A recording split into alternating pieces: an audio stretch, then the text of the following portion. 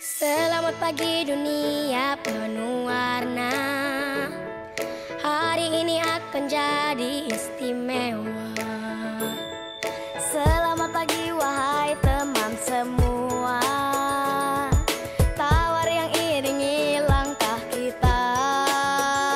Sudah tak sabar segera dimulai. Siapkanlah dirimu. We're gonna have a good time. Oh so much fun. Bersama teman baru, itu yang aku tunggu. We're gonna have a good time. Oh so much fun. Belajar hal yang baru, tak perlu ragu-ragu. Senangnya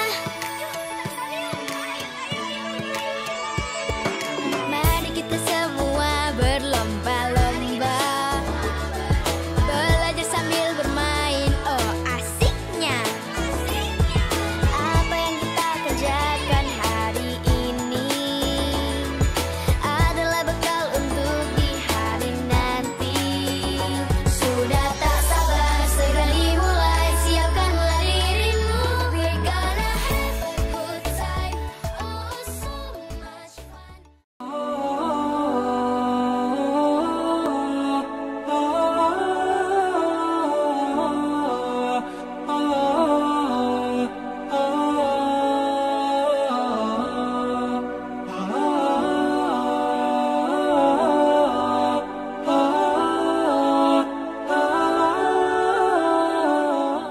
Assalamualaikum warahmatullahi wabarakatuh.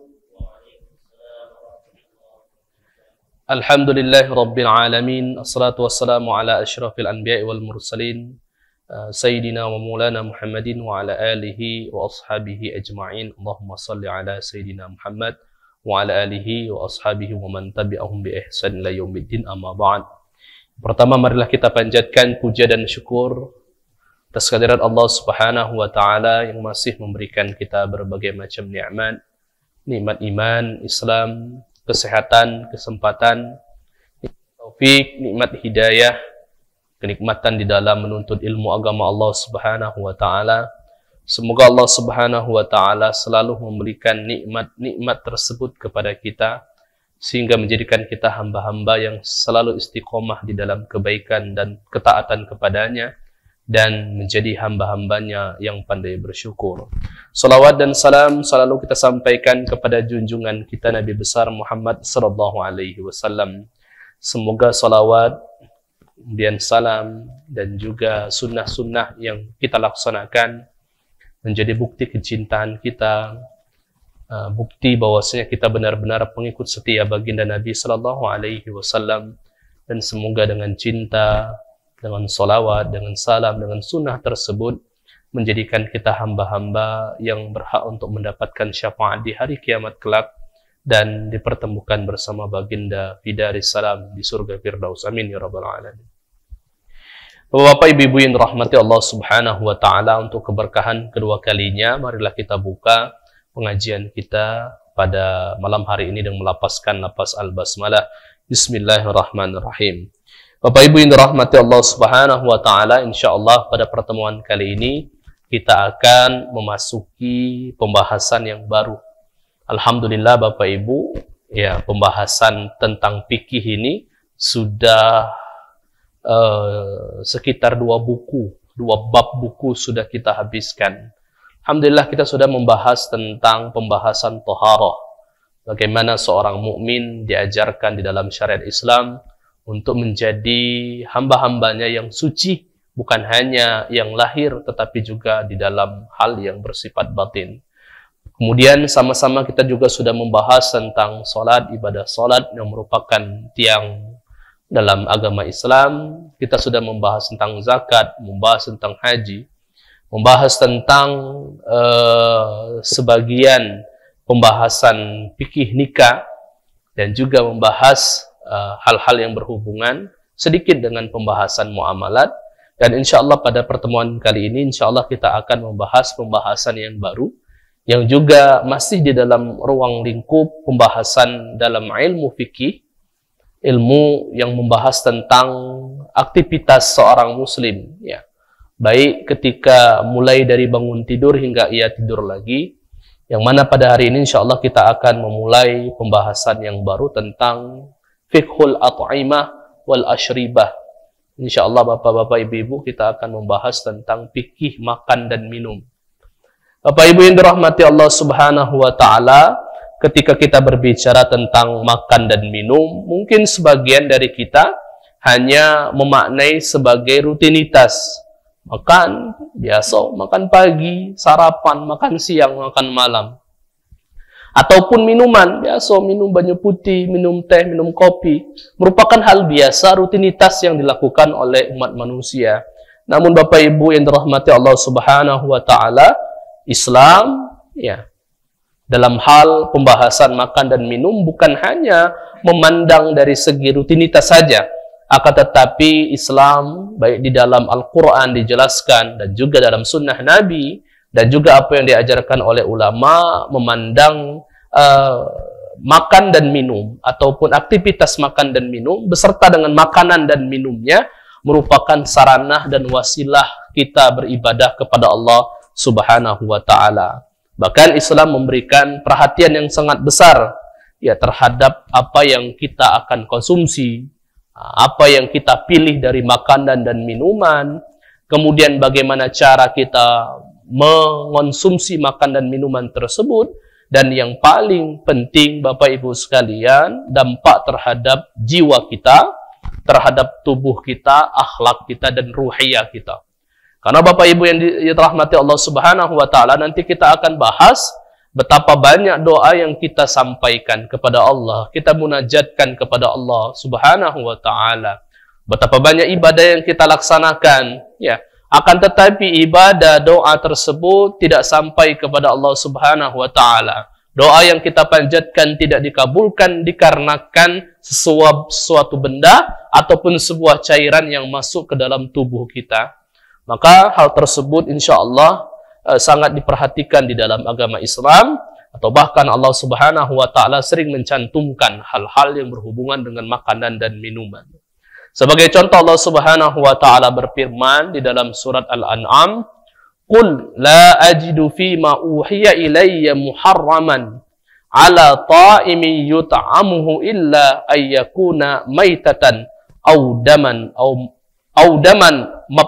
maspuhan aw lahmal khinzir ila akhir ayat." Jelaskan bahwasanya ayat di dalam surat Al-An'am 145 ini menjelaskannya bahwasanya pembahasan tentang makanan dan minuman merupakan bagian dari syariat yang menjadi perhatian yang sangat dalam, bahkan termaktub dalam wahyunya Allah subhanahu wa ta'ala. Allah subhanahu wa ta'ala telah mengkategorikan secara jelas bahwasanya ini adalah hal yang diharamkan, ini adalah hal yang dihalalkan. Bahkan Allah subhanahu wa ta'ala pun menjelaskan tentang bagaimana cara mengkonsumsi makanan dalam keadaan kita lapang ataupun dalam keadaan darurat dalam memilih makanan yang akan kita konsumsi. Dan masih banyak ayat-ayat yang lain dijelaskan. Maka oleh karena itu Bapak Ibu sekalian yang dirahmati Allah subhanahu wa ta'ala, kita akan masuk secara dalam Bapak Ibu ya. Makanan yang kita selama ini apakah benar-benar halal ataupun baik? Karena Allah subhanahu wa ta'ala selalu memerintahkan di dalam Al-Quran, begitu dengan Rasulnya, yang masuk ke dalam tubuh seorang mukmin hendaklah hal-hal yang halalan dan juga thayyiban. Halal, ada juga yang halal tapi tidak thayyib. Ataupun sebaliknya, ada yang menurut orang-orang ataupun bahkan kesehatan ini adalah thayyib, baik, tetapi tidak halal di dalam ajaran agama Islam. Maka insya Allah akan kita kupas satu persatu di dalam pembahasan fikih at'imah dan juga asyribah, fikih makanan dan minuman. Insya Allah kita akan membahas pembahasan yang pertama Bapak Ibu tentang ma yahillu minal at'imah wa ma yuhram. Ma yuhillu minal at'imah wa ma yuhram. Apa-apa yang dihalalkan di dalam makanan dan apa-apa yang diharamkan di dalam makanan. Bapak Ibu yang dirahmati Allah subhanahu wa ta'ala, setidaknya di dalam buku yang insya Allah sama-sama kita bahas ini ada beberapa pondasi ataupun beberapa penjelasan tentang bagaimana Islam memandang makanan khususnya yang dihalalkan ataupun yang dibolehkan untuk dikonsumsi ataupun makanan yang diharamkan. Yang pertama, kullu hayawan istitabathul arab fi halil khasab war rafahiyah wa fi asrin nabi fahuwa halal. Yang pertama Bapak Ibu, sebagai pondasi kita ataupun sebagai landasan kita, Ustaz, kami pengen makan makanan yang halal. Apa baik hal-hal yang masuk dalam kategori halal itu? Halal itu Bapak Ibu bukan tercap MUI dah. NUI itu memberikan label halal dikarenakan pondasi yang insya Allah akan kita sama-sama bahas sesuai dengan Al-Quran dan Sunnah.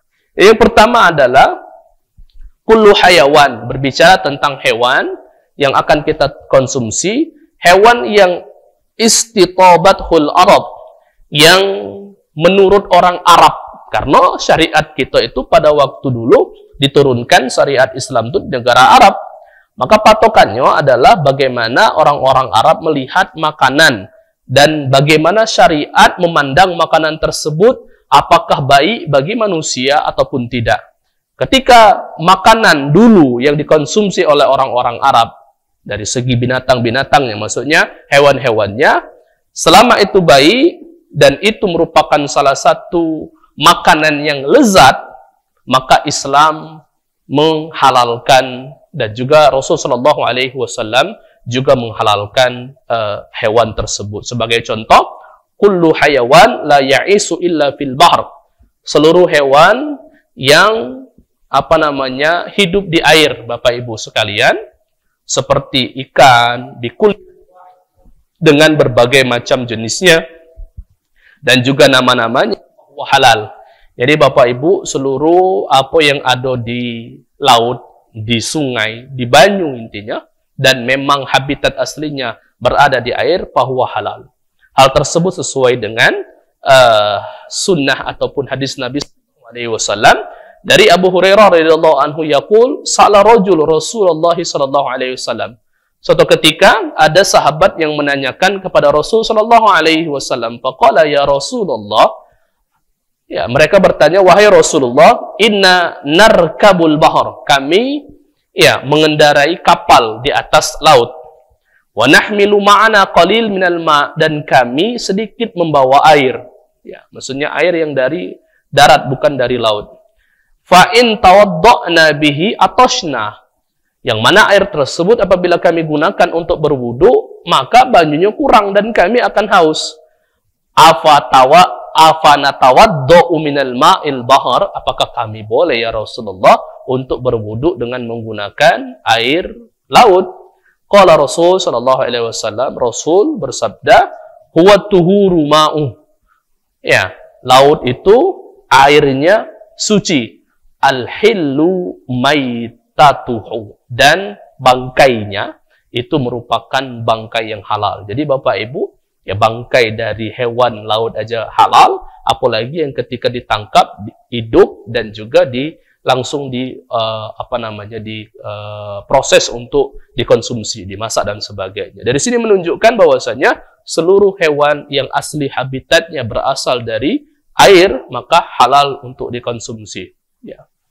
Wa fassara jumhurul ulama ta'amul bahri bima tafa ala wajhil ma' minas samak ba'da mautihi lam yubsid lam yubsid. Selama hewan tersebut bentuknya masih bentuk ikan, Bapak Ibu, dan tidak ada hal-hal yang bisa memudaratkan tubuh. Contoh seperti ikan yang mungkin dijual di pasar, dalam artian sudah dalam bentuk bangkai, Bapak Ibu ya. Ya, walaupun ada juga ikan-ikan yang masih hidup yang kita beli, tetapi ada kebanyakan hewan-hewan sudah dalam keadaan mati. Ya, selama tidak ada penyakit, selama tidak ada hal-hal yang bisa memudaratkan manusia yang mengkonsumsinya, maka dia halal. Kemarin Bapak Ibu kita sudah membahas tentang pembahasan tazkiyah. Jadi antara kehalalan ikan tersebut, ya, bahwasanya tidak ada syariat yang mengatakan ikan harus disembelih. Ya, kami yakin tidak katik Bapak Ibu di sini yang nyembelih ikan lili. Ya, ya, nyembelih ikan mujair nak dimasak, tidak katik. Ya. Maka oleh karena itu menunjukkan bahwasanya ikan-ikanan itu beserta dengan jenis hewan-hewan yang berada di dalam laut itu halal. Namun Bapak Ibu nanti akan kita bahas di pembahasan yang akan datang, pembahasan hewan-hewan yang namanya agak aneh, seperti Bapak Ibu. Ada anjing laut. Ya, laut itu halal, tapi mana Ustaz dengan anjing laut? Kemudian ada bulu babi. Nah, Bapak Ibu ya, itu mahal itu ya. Bentuknya bulat itu, ada duri-duri, bulu babi, ada duyung, ikan duyung dan sebagainya. Nah, itu ikhtilaf ulama di dalamnya. Tetapi ketika dia bentuknya ikan, kemudian dari jenisnya memang ikan, habitatnya memang di laut dan juga di air pada umumnya, maka Islam mengkategorikan hewan tersebut halal untuk dikonsumsi. Kemudian yang kedua adalah al-an'am, hewan ternak ataupun hewan yang kita pelihara, Bapak Ibu, yang hidup di sekitar kita. Seperti ibil, bakor, onta, sapi, gonam, kambing, ya. Wal ma'iz, domba, wal khail, kuda, dan jenis-jenis binatang yang lainnya seperti kijang, kelinci, wa ghairiha mimma istitabathul Arab, yang menurut orang Arab itu pernah memakannya dan syariat tidak melarangnya, dan itu merupakan bagian dari hewan-hewan yang lezat untuk dikonsumsi. Qad jaa syar'i bihalliha, maka syariat menghalalkannya, Bapak Ibu. Ustadz, kami tidak galak makan kelinci. Ya, karena Bapak Ibu kami pernah makan kelinci itu ketika dimasak, palaknya itu cak palak kucing, kami cak nyengok palak kucing itu. Tapi itu merupakan bagian yang dihalalkan di dalam syariat Islam. Ya. Tetapi ada hewan-hewan yang di dalam syariat itu tidak dihalalkan, ya, seperti keledai itu. Keledai, kalau keledainya itu keledai yang jinak, yang digunakan untuk ngangkut barang-barang ataupun yang dikendarai, maka hukumnya haram. Sedangkan kalau keledai yang hidupnya bebas, maka menjadi bagian yang dihalalkan di dalam syariat. Ya. Dan Rasulullah SAW juga menjelaskan bahwasanya seperti kuda itu juga bagian dari yang dihalalkan di dalam syariat. Wa kullul, dan juga itu bagian yang dihalalkan. Ya. Tapi ada hewan-hewan yang sudah dijelaskan di dalam syariat, yang hewan darat khususnya, itu dimasuk dalam kategori yang dilarang untuk dikonsumsi. Kullul hayawan istakhbasathul Arab. Orang Arab dan syariat dan kebanyakan umumnya manusia menganggap itu adalah hewan yang menjijikkan. Maka bisa masuk ke dalam kategori hewan yang diharamkan. Kal hasyarat, seperti serangga. Jenis-jenis serangga itu Bapak Ibu bagian dari hewan-hewan yang menjijikkan ataupun hewan-hewan yang kotor. Maka masuk dalam kategori yang diharamkan. Illa ma warada syar'i ibahatihi, kecuali ada hewan-hewan tertentu dan juga serangga-serangga tertentu yang syariat melalui hadis Nabi SAW membolehkannya. Sebagai contoh, Bapak Ibu yang dirahmati Allah Subhanahu wa taala, ad-dobbu. Dob itu Bapak Ibu kadal. Kita sering mendengar istilah kadal Arab, ya, kadal gurun. Itu halal. Warnanya putih kekuningan, Bapak Ibu, dan memakan tumbuhan. Bukan biawak, Bapak Ibu. Ada yang sering mengatakan, oh, Rasulullah SAW membolehkan makan biawak. Bukan biawak, beda. Ya, biawak dengan kadal gurun itu berbeda. Kemudian musang, dalam syariat musang itu boleh dimakan, Bapak Ibu. Tapi kalau ada makanan yang lain, cari dulu yang lain. Tapi ketika ditanya apakah boleh dikonsumsi, boleh. Ya, landak, ya, kunfud dalam syariat Islam boleh juga. Ini akan kita bahas nanti, Bapak Ibu. Cuman kami akan membahas semacam memberikan, ya, informasi dari buku yang sama-sama kita bahas ini. Namun insya Allah akan kita perdalami karena ulama berbeda pendapat di dalamnya. Kemudian, ya, baik musang tanah, musang banyu dan sebagainya itu dibolehkan di dalam syariat. Ya. Kemudian juga hewan-hewan yang masuk dalam kategori dibolehkan juga seperti rubah. Rubah itu boleh Bapak Ibu untuk dikonsumsi. Kemudian juga hiena. Hiena juga boleh untuk dikonsumsi dan ada dalilnya. yang menjelaskan bahwasannya bagian dari hewan yang halal untuk dikonsumsi.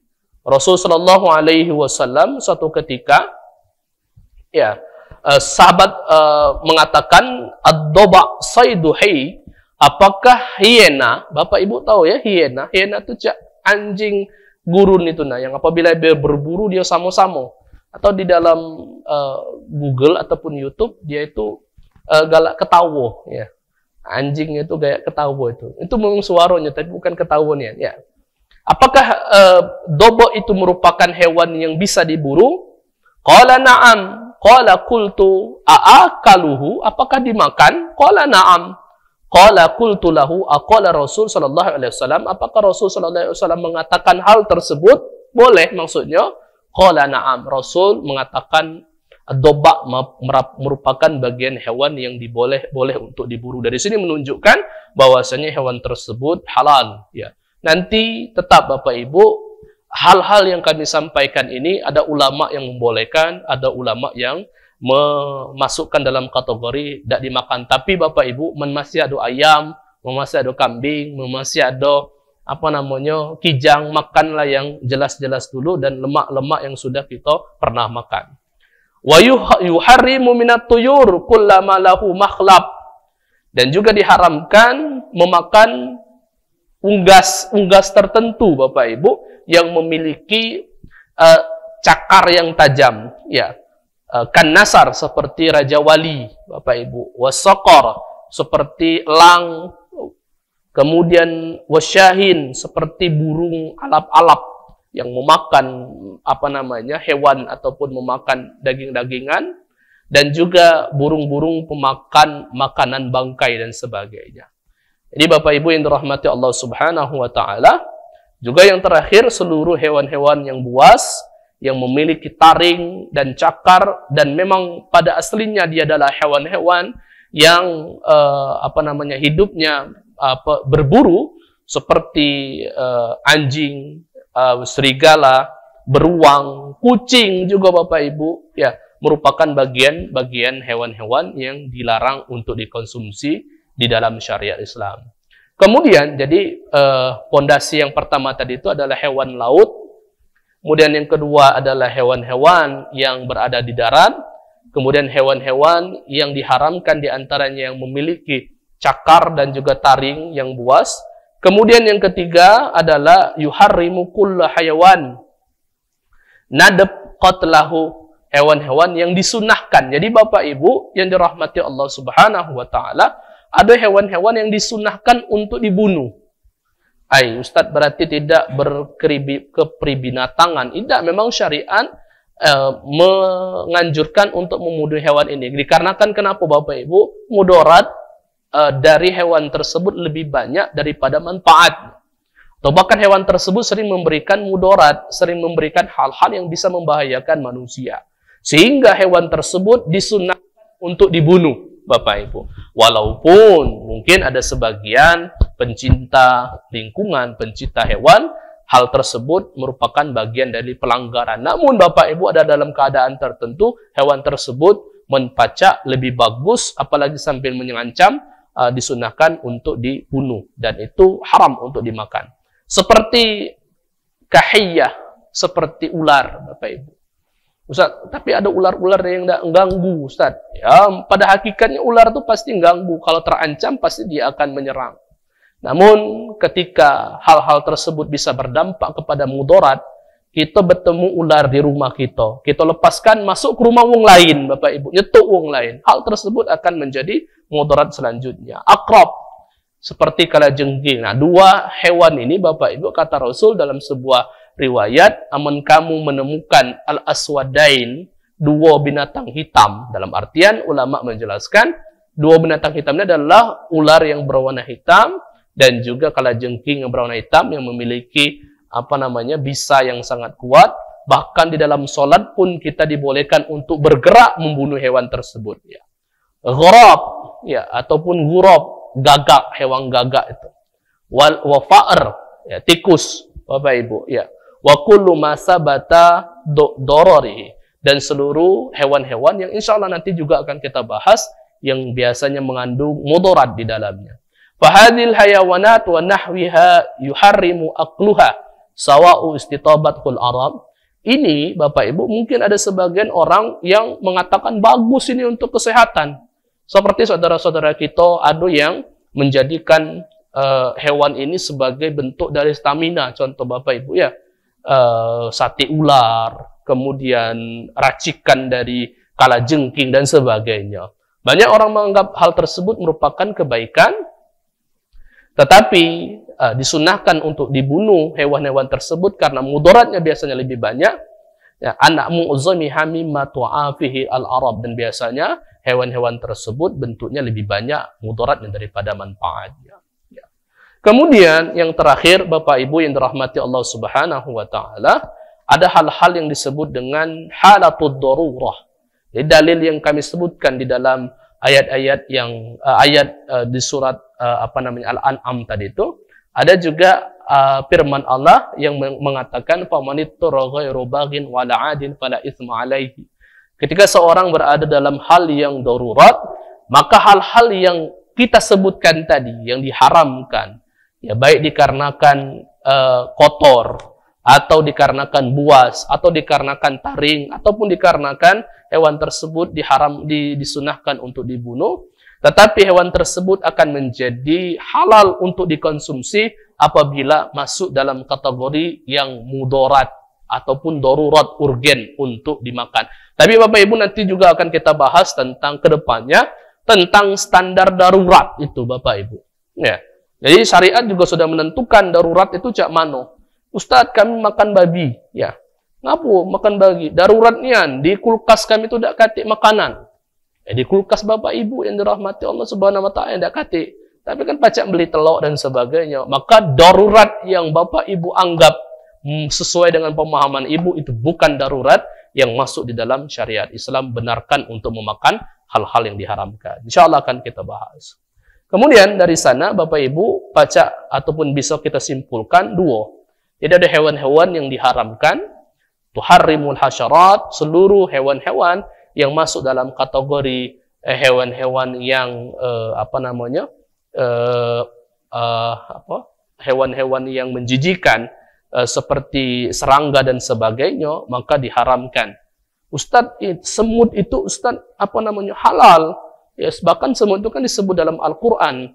An-nahl juga, lebah itu bahkan kita makan madunya, berarti halal. Seluruh serangga dalam syariat Islam itu diharamkan untuk memakannya. Mana Ustaz, kami kemarin tuh makan rotinya tuh ada ada semutnya. Kami sengaja makan. Nah, itu ikhtilaf ulama. Ada ulama yang mengatakan bangkai hewan. Ada yang mengatakan kalau sedikit tidak apa-apa. Itu nanti kita akan bahas.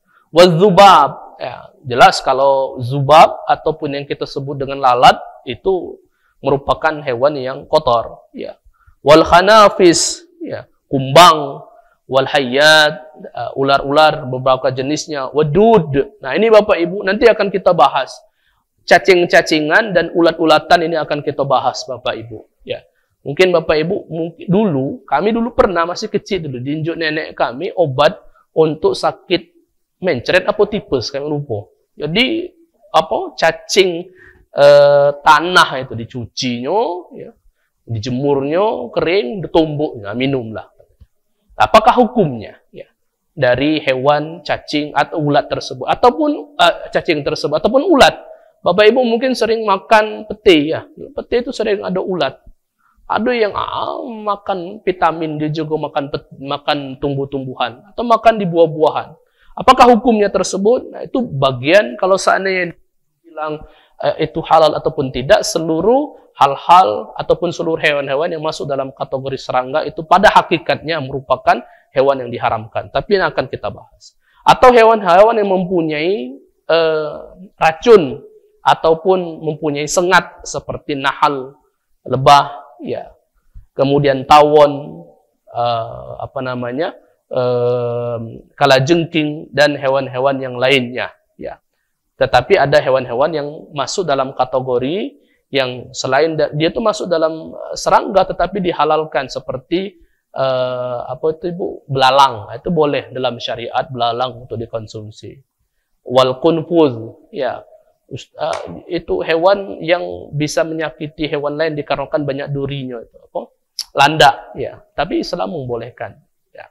Kemudian hewan-hewan yang diharamkan, hewan-hewan unggas-unggas, tidak seluruh unggas itu dihalalkan, Bapak Ibu, hati-hati ya. Hewan tersebut ya seperti al-babgha.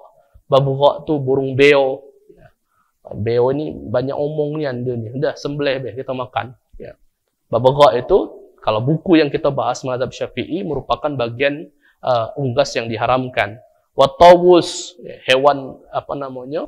Burung merak itu, Bapak Ibu, yang bagus buluhnya itu. Kemudian burung layang-layang juga, Bapak Ibu, baik itu dagingnya dan juga telurnya juga itu haram, masuk dalam kategori yang diharamkan. Walaupun dalam mazhab yang lain itu ada yang membolehkan, dan itu akan kita bahas. Kemudian hewan-hewan yang najis, hewan-hewan yang hakikatnya najis dan kotor, babi, kemudian anjing dan sebagainya. Atau juga hal-hal yang sifatnya najis, tadi hewan ataupun ada benda-benda yang terkena najis, Bapak Ibu. Ketika ada sumur tersebut kejatuhan apa namanya?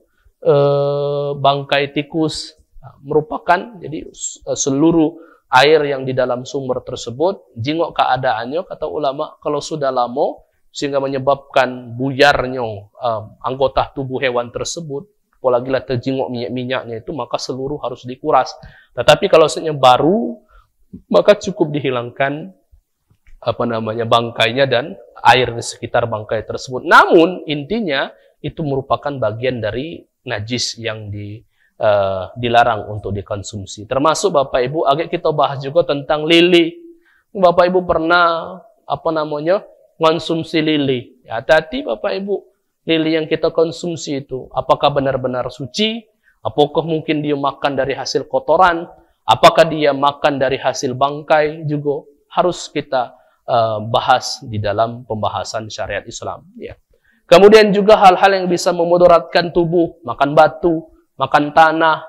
Ya, dulu ada Bapak Ibu masukkan batu dalam banyu, katanya kesehatan. Ya, hal tersebut juga merupakan bagian yang diperhatikan di dalam Islam. Dan ada hewan-hewan yang dihalalkan seperti hewan-hewan yang pada umumnya sering kita konsumsi, ayam, ikan, bebek, ya, angsa, ya, dan hewan-hewan yang lainnya.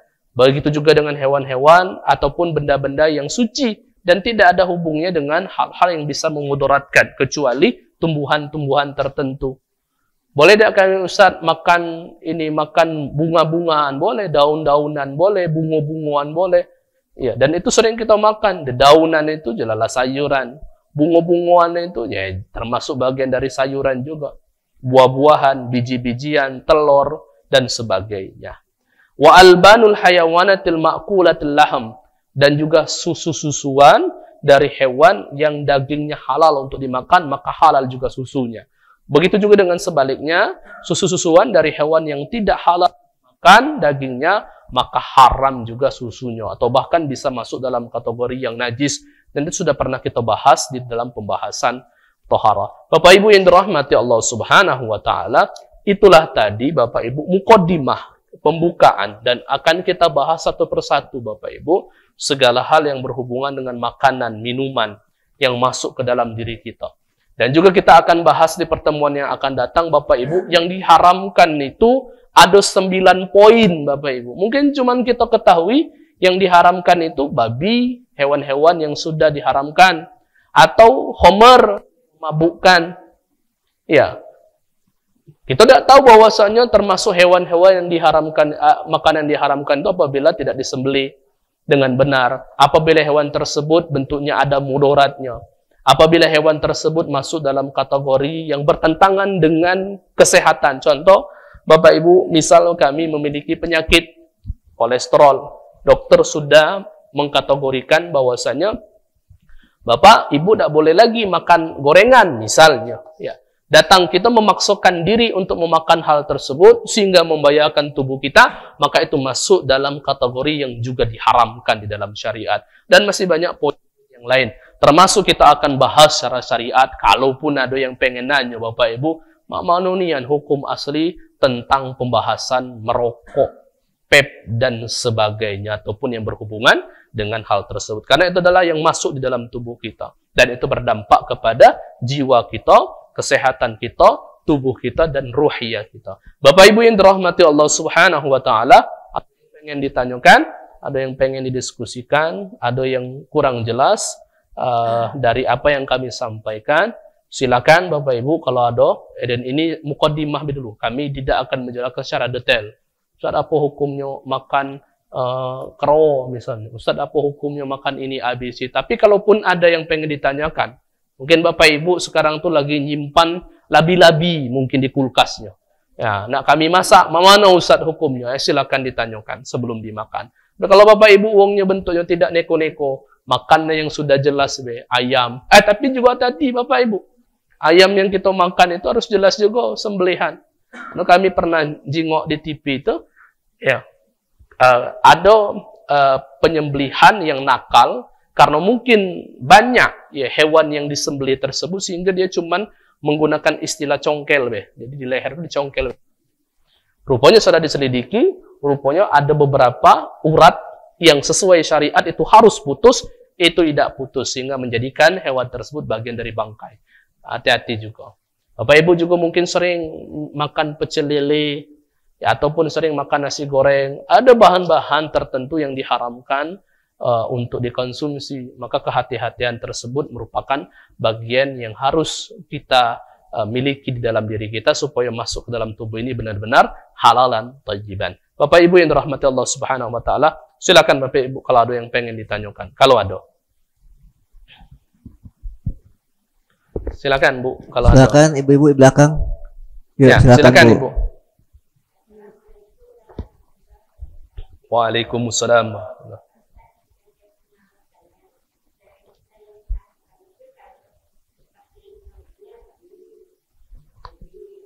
Ya.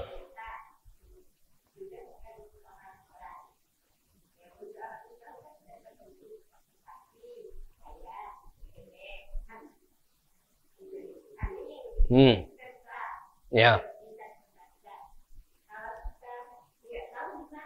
Ya.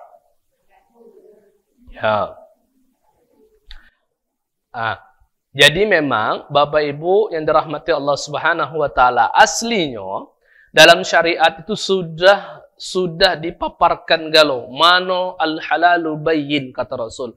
Wal haramu bayyin. Yang halal itu sudah jelas. Yang haram itu sudah jelas. Cuman Bapak Ibu memang yang banyak kita makan nih, kebanyakan adalah hewan-hewan yang lumrah dimakan. Dan itu hukumnya halal Bapak Ibu. Ya. Padahal ada juga hewan-hewan yang mungkin tidak kita makan, hewan tersebut, makanan tersebut pada hakikatnya juga halal. Ataupun sebaliknya Bapak Ibu, kita anggap itu adalah makanan yang halal, tapi kita anggap ini tidak kata apa-apa. Ini merupakan makanan yang biasa kami makan. Sehingga ini menurut kami adalah halal. Ya. Dengan ketidaktahuan terhadap dalil ataupun hukum terhadap makanan tersebut. Ya. Maka ketika berbicara tentang ketidaktahuan, Bapak Ibu, maka itu terlepas dari beban kita untuk menanggung dosa ketidaktahuan tersebut. Rabbana la tu'akhidna in nasina aw akhtana. Ya Allah, janganlah engkau bebani kami dengan dosa-dosa ketika kami lupa ataupun kami salah dikarenakan ketidaktahuan kami. Di sini menunjukkan kalau tidak tahu Bapak Ibu, maka bagian dari yang diampunkan di dalam syariat. Tetapi hati-hati Bapak Ibu, tidak tahu dengan tidak mencari tahu itu berbeda. Ya, tidak tahu itu makanan ini kita yakin halal karena ayam. Nah, tetapi rupanya di pasar wong nyembelihnya ini tidak benar, tidak membaca bismillah misalnya, atau dia bentuknya langsung ditetaknya kepalanya, tidak sesuai dengan syariat Islam. Kita tahu, ataupun mungkin kambing, sapi, ya. Kita tahu bahwasanya sapi, kambing ini sudah halal, tetapi rupanya yang nyembelihnya tidak benar, ataupun mungkin bangkai. Ya. Pernah Bapak Ibu ada ya sapi, ketumbur sepur, Bapak Ibu. mati. Dan masyarakat mengatakan bahwasanya sayang, katanya Ustaz. Lebih baik kami bagikan. Bapak Ibu yang dirahmati Allah Subhanahu wa taala, hewan yang mati tidak disembeli melalui lehernya. Baik yang sudah kita sama-sama pelajari disembelih dengan cara nahar ataupun di cara zabah di atas di bawah ataupun dengan cara al-aqar melukai ya dikarenakan hewan tersebut mungkin liar, maka selain dari 3 hal tersebut, hewan tersebut disebut dengan bangkai dan haram. Walaupun kita anggap ini sapi, Ustadz. Ya. Jadi, ketidaktahuan kita itu bisa memaafkan ataupun bisa menyebabkan rufi al-qalam. Ya. Tidak dicatat menjadi dosa. Tetapi berbeda dengan ketidakinginan mencari tahu. Itu berbeda lagi, Bapak Ibu. Sebagai contoh, Bapak Ibu. Ya, ini kecap. Ya, sudah. Sekarang kan banyak Bapak Ibu, ya, produk-produk yang campuran babi lah, campuran tuak lah, ya, campuran cuko, arak, makan lah dan sebagainya. Sebagai contoh Bapak Ibu, zaman sekarang tuh budak-budak muda nih senang makanan viral, susi-susian. Ya, susi insya Allah halal. Kan isinya tuh apa? Nasi, kemudian dikasih ikan di dalamnya. Halal lah insya Allah. Rupanya ada namanya mirin. Apa mirin itu? Tua makan itu Bapak Ibu. Ya, karena ketidakinginan mencari tahu, ya setidaknya apa standaritasnya ada tulisan halal. Oh, halal. Kalau seandainya uangnya bohong, dia bentuknya menuliskan halal, rupanya ada masih benda-benda yang diharamkan dipakainya, itu baru masuk dalam kategori ma'fu anhu, diampuni. Tetapi kalau kita sudah tahu, apalagi sudah jelas-jelas Bapak Ibu, misalnya ini daerah non-muslim, makanannya banyak non-muslim di sana, insya Allah lah, toh juga cuma nasi goreng, misalnya. Nah, tanpa bertanya kita Bapak Ibu, ya Pak, di sini menggunakan minyak babi dah. Pak, di sini menggunakan ancu itu arak makan yang galak. Apa kalau Bapak Ibu jinggo ada makan nasi goreng, dia keluar api-api itu nah. Ya, kebanyakan, tapi tidak seluruhnya menggunakan ancu arak makan. Ya, menggunakan ancu dah ataupun ada yang diharamkan dah. Kalau dia ngomong insyaallah, dia pacak menggunakan istilah Islam juga. Halal, insyaallah halal. Sudah makan bismillah. Tapi rupanya kebohongan. Kemarin tuh ada di berita itu ayam goreng Solo, ya. Di daerah Solo itu ada ayam goreng rupanya yang viral itu beberapa puluh tahun, ya rupanya baru diketahui mengandung minyak babi. Itu ya sudah makan mana? Ya sudah. Ya Rabbana la tu'akhidna in nasina wa akhtana. Tapi kalau kita tahu tapi tetap makan baru masuk dalam kategori yang dosa. Bapak Ibu. Silakan Ibu. Ya, silakan.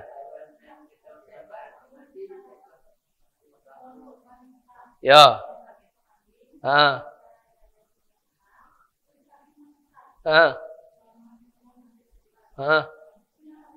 Hukumnya di sate, Ibu.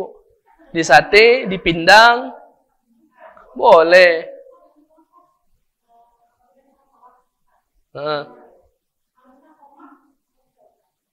Wanita sholat. Haruskah qomat apa tidak? Ya. Kalau seandainya untuk sesama wanita, yang disunahkan itu iqomah. Tapi kalau azan tidak disunahkan. Tapi sesama wanita, Ibu. Misalnya di daerah musola wanita, tidak katik lanang di sana sama wanita. Azan tidak disyariatkan, tidak disunahkan. Tetapi iqomat disyariatkan. Ya. Kalau dewean, Bapak Ibu, azan dan iqomah itu sunnah hukumnya, bagi laki-laki umumnya, dalam keadaan sendiri ataupun dalam keadaan berjamaah. Ya, jadi khususnya untuk iqomah itu dalam berjamaah. Kalau azan itu tuh contoh Bapak Ibu, kata aku udah dengar azan, aku nak azan di rumah. Boleh tak? Boleh, silakan. Ya. Kalau usahanya dewean, ya. Kalau berjamaah disyariatkannya azan dan juga iqomah. Ya.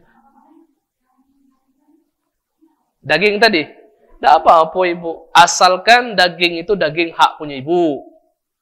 Bukan daging orang lain, misalnya daging kurban. Netep ya, agak sampaikan ke ibu itu. Ibu simpan dagingnya. Mak ada tak daging? Tak tahu aku. Ya. Ya. Tidak apa-apa Bapak Ibu. Kami sampai sekarang masih ada daging kurban itu. Belum kami masak. Boleh tak? Boleh. Hak kita Bapak Ibu. Nak kita masak jadi. Nak kita kasih ke uang juga boleh. Asal itu hak kita. Berbeda keadaan ibu kepanitiaan kurban. Hak uang ibu simpan. Menuangin nanya aku kasih. Mau udah nanya, udah aku kasih.